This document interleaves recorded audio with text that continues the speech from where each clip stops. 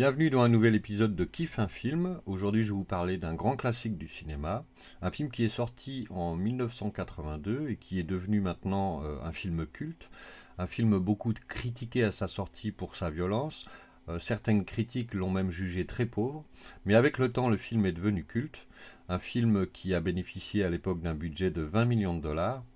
Un film qui a suscité beaucoup de remakes, de préquels, de suites et même de suites jamais faites. Je parle évidemment de Conan le Barbare de John Milius.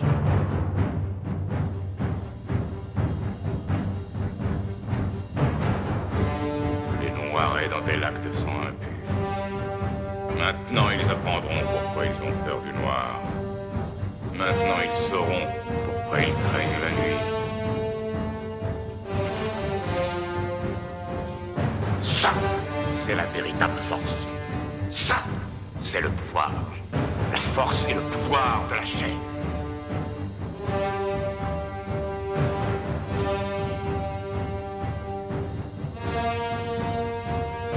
Mais quelle audace! Mais quel outrage! Quel scandale! Quelle insolence! Quelle arrogance!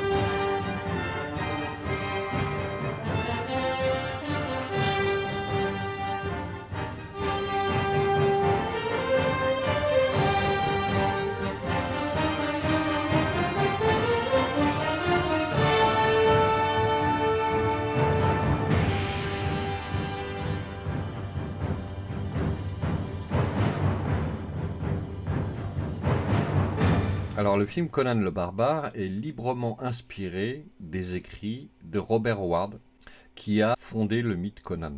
Et en 1977, Edward Pressman, qui est un producteur exécutif, tombe sur un film plutôt ringard qui s'appelle Pumping Iron, avec Schwarzenegger. Il trouve le film ridicule, mais il est assez étonné du physique de Schwarzenegger. Et à ce moment-là, il se dit, il y a bien un film dans lequel on puisse mettre sa plastique en valeur. Il en parle à des amis à lui, et un de ses potes lui dit « Intéresse-toi à Conan le Barbare ». À ce moment-là, Edward Pressman achète tout ce qu'il peut acheter, des écrits, des bouquins, des BD sur Conan pour s'inspirer de l'univers. Il trouve ça intéressant, et il se dit deux choses. Il se dit d'une, il faut que j'achète tous les droits d'exploitation cinématographique de Conan, et de deux, il faut que je rencontre Schwarzenegger, qui lui n'avait jamais entendu parler de Conan le Barbare.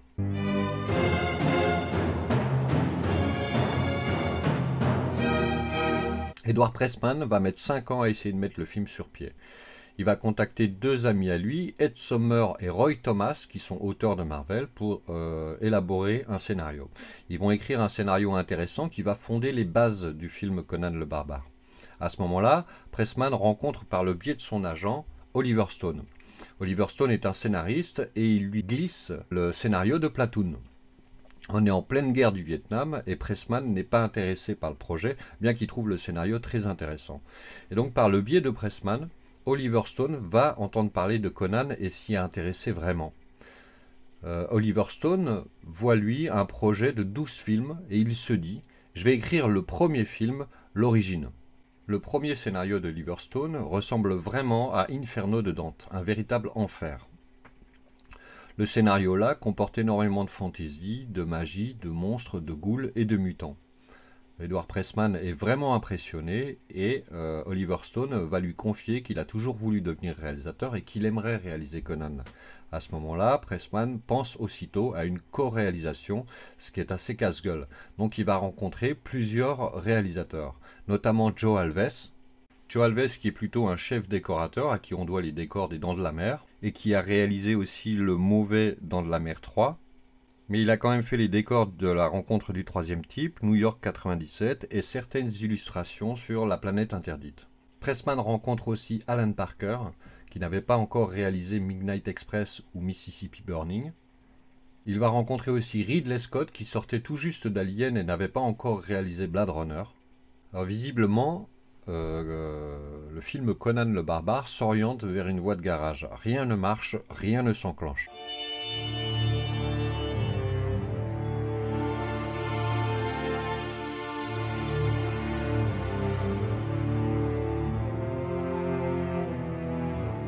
Un peu désespéré, Pressman va rencontrer à Londres Dino De Laurentiis. Alors le producteur Dino De Laurentiis, attention, c'est du très lourd. Alors qui est Dino De Laurentiis? C'est un producteur italien, fils d'un fabricant de pâtes, et il est un des rares producteurs, avec Carlo Ponti, à avoir su imposer le cinéma italien sur la scène cinématographique internationale, ce qui permettra plus tard d'ouvrir la voie à Sergio Leone. Dino De Laurentiis a produit ou coproduit plus de 500 films. C'est un vrai dur à cuire. On lui doit notamment Un justicier dans la ville, Peur bleue, Ragtime, Flash Gordon, Evil Dead, Hannibal, etc. etc., etc. Donc voilà la carrière de Dino De Laurentiis et Pressman va trouver en lui le moyen de se débarrasser de Conan. Il va essayer de lui vendre. Dino De Laurentiis trouve le scénario intéressant, mais le juge trop violent. Il va quand même acheter les droits cinématographiques, tous les droits cinématographiques. Alors Pressman va s'associer avec lui parce qu'il se dit, avec Dino, le film a une chance d'aboutir. Dino De Laurentiis contacte alors Ned Tannen, qui est chargé de production chez Universal. Alors Ned Tannen a produit énormément de films, ou coproduit beaucoup de films. Il y a une référence à lui dans Retour vers le futur, c'est le personnage Biff Tannen. Alors Ned Tannen trouve le scénario lui aussi intéressant, mais lui aussi le juge trop violent. Dino passe un accord avec Ned Tannen qui stipule que seul Dino De Laurentiis doit choisir le réalisateur. Et c'est à ce moment-là que John Milius entre dans la boucle. Dino De Laurentiis sait très bien que ce genre de film est assez casse-gueule et que seul un homme comme John Milius va pouvoir tenir les rênes. John Milius est avant tout un bon scénariste, on lui doit notamment l'Inspecteur Harry, Apocalypse Now ou le scénario des Dents de la Mer, bien qu'il ne soit pas crédité. Mais c'est aussi un homme de caractère et il est caricaturé par les frères Cohen dans le film The Big Lebowski. Toute cette pourriture, et dire que j'ai vu mes copains crever dans la boue pour que des besogneuses comme elle, des filles des rues, des paillasses de avec le Portugal. Vietnam, mec. Smokey, on n'est pas au Vietnam, on est au bowling, on joue selon les règles. Déconne pas, Walter, on est là, merde. Son pied a légèrement mordu, il a un peu glissé, bon. Smokey, mon ami, si t'as jamais souffert, tu vas comprendre. Walter, fais pas le con. Vas-y, mets-toi un 8 et tu vas comprendre. Je sais pas. Tu vas comprendre ta douleur, Smokey. Duke, c'est ton partenaire. Le monde est en train de devenir cinglé. Y a personne ici à part moi qui se soucie encore de respecter les règles. Les yeux dans les yeux du Viet. Ouais. Ça, c'était du combat. J'ai des copains qui sont morts face contre terre dans les rizières pour que ce genre de restaurant familial puisse exister. Je me casse. Regarde bien ce qui se passe quand on veut niquer les gens jusqu'au trognon. John Milius a toujours voulu réaliser un film sur les Vikings. C'est un homme qui est passionné des armes médiévales ou des armes à feu. Il est passionné de civilisation ancienne et de mythologie. Il trouve en Conan tout ce qui lui plaît. Ce qui intéresse surtout Milius, c'est qu'il sait qu'il va pouvoir faire le film qu'il veut. C'est-à-dire qu'il sera libre. En effet, Universal ne serait que distributeur du film. Alors il faut savoir que pour le moment, le scénario est très proche des écrits d'Howard, puisque le personnage est sombre, violent, noir, dark et très puissant. Ce qui déplaît un peu à Milius, parce que Milius, lui, voulait le replacer dans un contexte historique, c'est-à-dire que l'on puisse croire que l'époque a réellement existé. Ça implique donc retirer de la fantaisie, retirer de la magie, retirer des monstres, des ghouls et toutes ces conneries-là. Alors, Dino De Laurentiis rencontre Ron Cobb, qui lui va produire du visuel sur Conan. Il deviendra le chef décorateur du film. On peut même le voir dans le film où il a une petite séquence. Les seuls serpents que je connaisse sont ceux de Seth et de ses tours maudites. On dit que ce sont des fourbes. Ils tuent par surprise, la nuit. Ah, je ne sais rien d'autre. Alors Stone et Milius vont réécrire le scénario en se basant sur les premières écritures. Ils vont retirer tout ce qu'ils peuvent de magie et de fantaisie en s'attaquant à y introduire de la réalité historique, comme l'image d'un monde qui aurait pu exister mais qui a été oublié de l'histoire. Ils vont s'acharner à rendre crédibles les détails comme les épées, les costumes, vêtements et les charrettes et justifier tout ce qu'ils peuvent justifier, comme notamment la roue de la souffrance qui permet d'expliquer la carrure de Conan.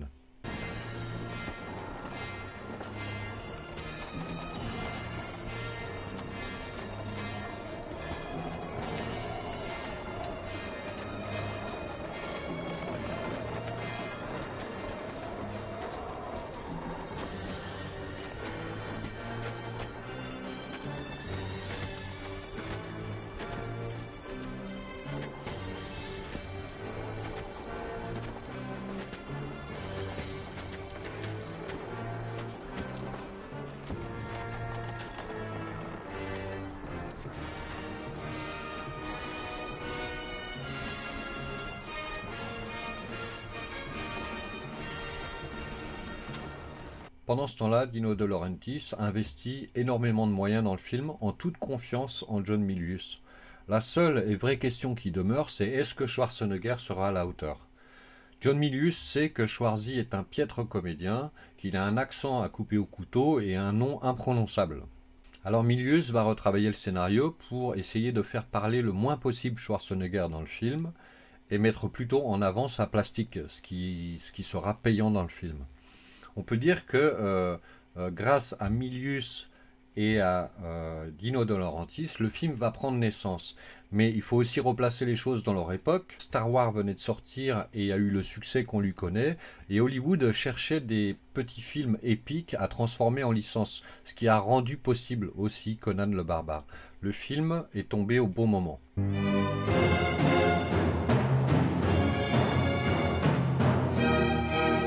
Maintenant le film est possible, l'équipe va s'atteler au casting. Alors hormis pour Conan, Schwarzenegger, le rôle lui a été taillé sur mesure, sur son physique. C'est Sandal Bergman qui va interpréter le rôle de Valeria. C'est une comédienne, danseuse et cascadeuse et qui, selon Milius, est parfaite pour interpréter le rôle de Valeria.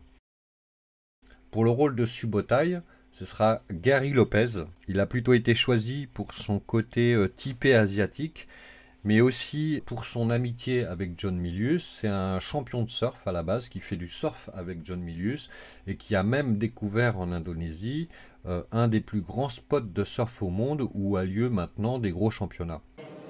Jerry Lopez, à 48 ans, prouve s'il en était encore besoin qu'il n'est pas Mr. Pipe pour rien. C'est lui qui prend la tête de la série.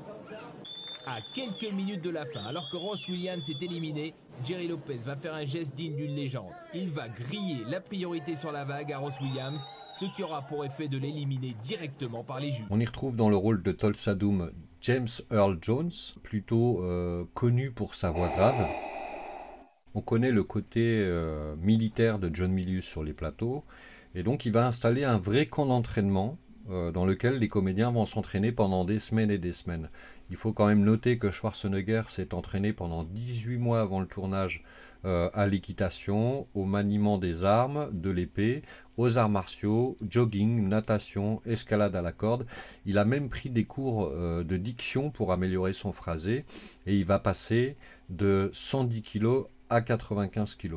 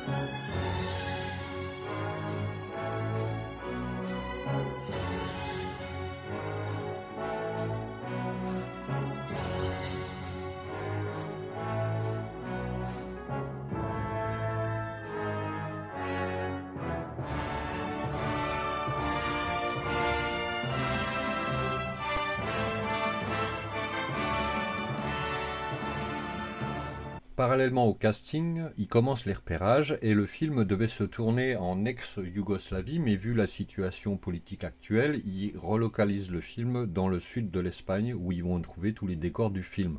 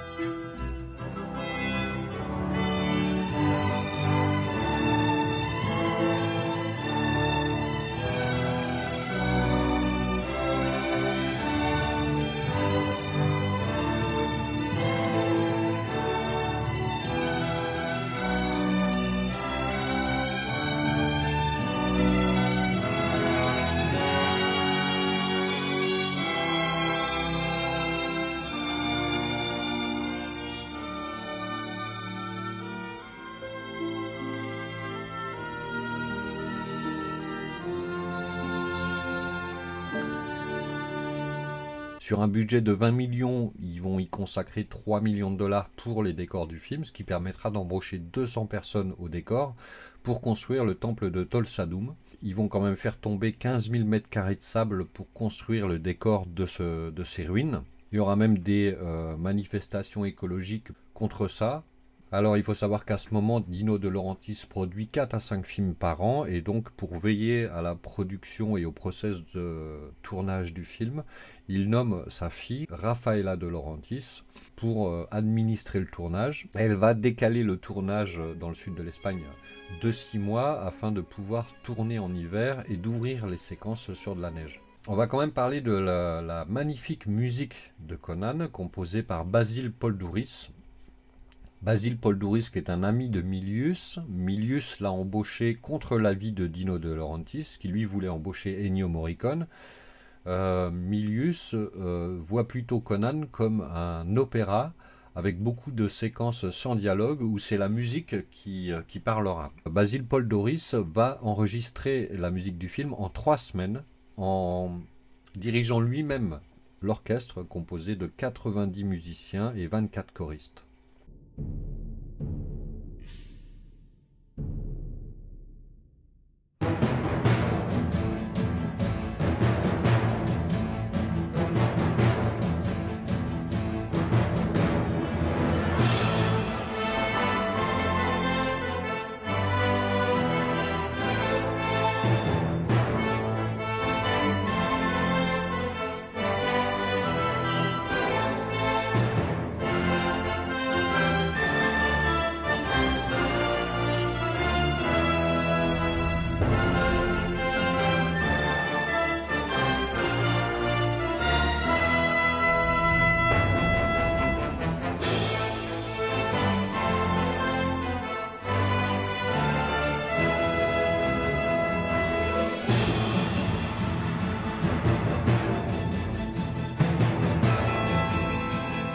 Basil Poledouris a composé une musique vraiment magnifique. Je vous conseille à tous de l'écouter. Une musique énergique, puissante et vraiment intense qui a même influencé John Williams lorsqu'il a composé les musiques du film Total Recall. Il faut savoir que Conan est le dernier film enregistré en monophonique. À l'époque, une simple copie stéréo coûtait plus de 30 000 $ et il y avait très peu de salles équipées en stéréo. Donc Raffaella De Laurentiis a décidé d'enregistrer la musique du film en mono. On ne peut pas parler de Conan le Barbare sans passer par la mythologie qu'il y a dans le film, la philosophie qu'il y a derrière.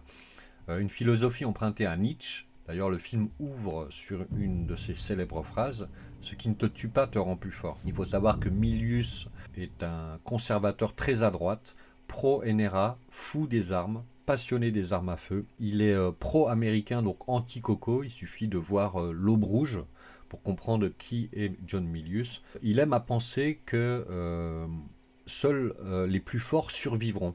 Et c'est tout le thème de Conan le Barbare.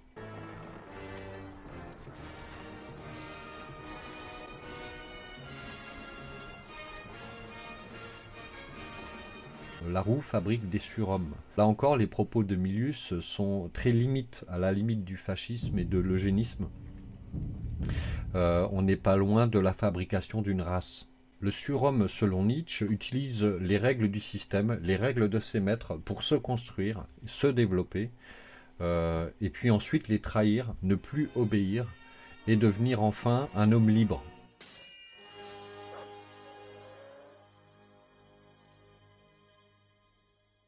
On assiste au déclin d'une société humaine, le déclin d'un empire, l'empire de Tolsadoum, qui lui aussi s'est construit sur les ruines d'un ancien empire, dont on peut voir ici les tombeaux et les traces des anciennes ruines. C'est le concept positif de la barbarie, c'est-à-dire est appelé barbare par un système dominant, celui qui vient de l'extérieur, et va y apporter des nouvelles valeurs qu'il va construire sur les ruines d'un pouvoir en déclin.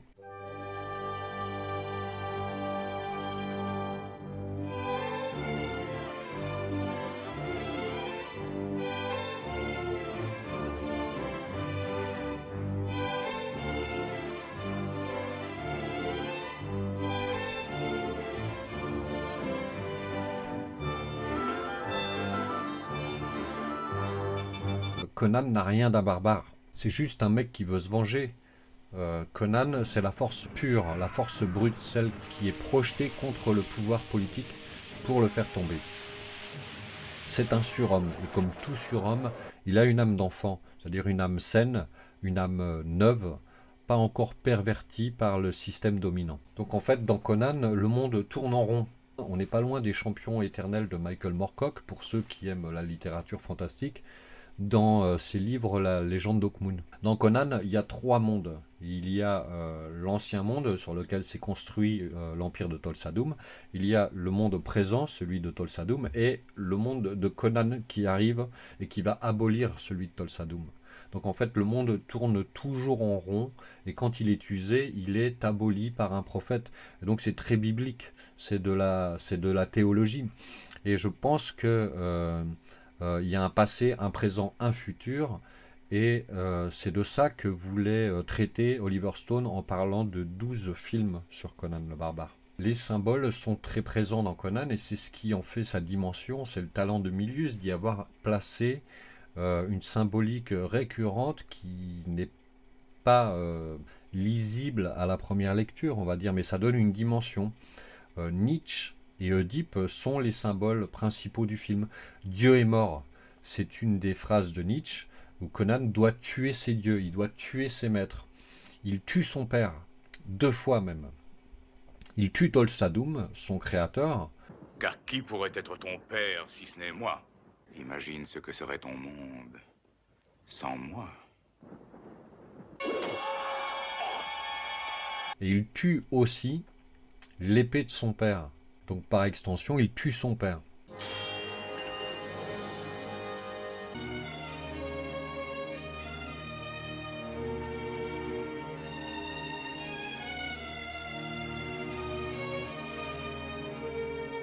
Qu'est-ce que l'acier comparé à la main qui la forge? Voilà. Le paradoxe, il est là.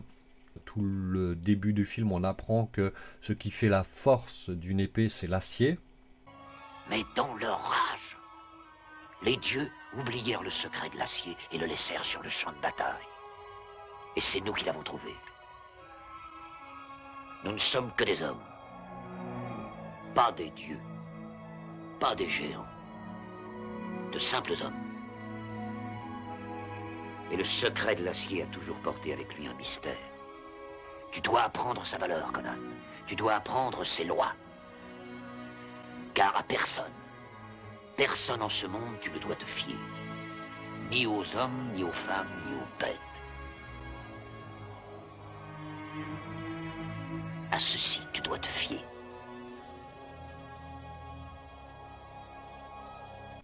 Pour après apprendre que c'est pas l'acier qui fait la force de l'épée, mais c'est l'expérience de l'homme qui la manie. Donc c'est un vrai paradoxe du film qui se contredit quelque part. Qu'est-ce que l'acier comparé à la main qui l'a forgé? Donc voilà toute la dimension qu'il y a dans ce film et qui lui donne toute sa consistance et qui en fait un film unique dans son genre et qui fait référence parmi tous les autres films qui parlent de fantasy ou les copies qu'il y a de Conan le Barbare. Donc il faut parler aussi de l'après-Conan. Conan est librement inspiré des écrits de Howard, ce qui fait que Milius en a fait un film très personnel, un film intime. C'est pour ça que le film a été très critiqué à sa sortie, sur les propos politiques qu'il y a de manière sous-jacente derrière le film, de l'individualisme, de l'utilisation du surhomme comme un conte épique et glorieux, agréable à voir.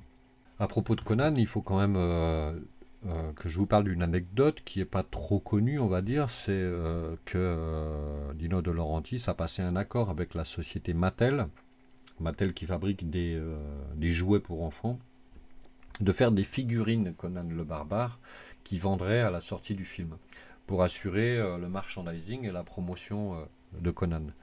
Et en fait, une fois le film terminé, les mecs de Mattel voient le film et le trouvent beaucoup trop violent et ne veulent pas s'associer en fait à la violence du film.